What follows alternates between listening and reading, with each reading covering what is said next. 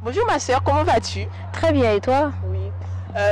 Penses-tu que l'église d'aujourd'hui est soumise aux autorités spirituelles? Je dirais oui et non. Non, parce que en fait, aujourd'hui, nous voyons le phénomène. Ce que j'ai constaté, en fait, c'est que lorsque quelqu'un est appelé, par exemple, tu reçois une prophétie, tu es appelé, et on voit les personnes quelques minutes, quelques mois après, directement la personne autorise qu'on leur mette sur des affiches, prophète un tel, prophétesse ceci, cela. Vous voyez? Moi, je trouve que ça, en fait, ça fait partie de la rébellion.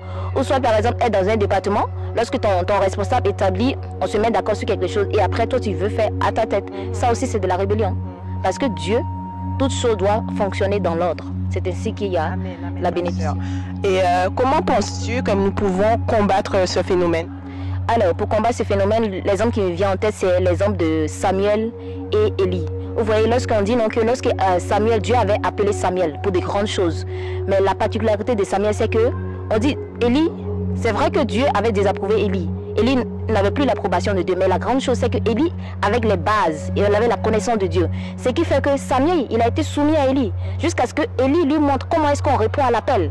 Le but, ce n'est pas seulement d'être appelé, mais comment est-ce qu'on répond? Parce que quand tu commences, il faut terminer. Donc, vous voyez, donc, il va falloir qu'on soit soumis à nos autorités, qu'on écoute ce qu'ils disent. C'est ainsi qu'en fait, tout ce qui va se faire dans l'ordre et il aura la bénédiction ensuite. Amen. Donc, voilà. Merci, ma soeur, pour votre intervention. Que Dieu vous bénisse. Amen.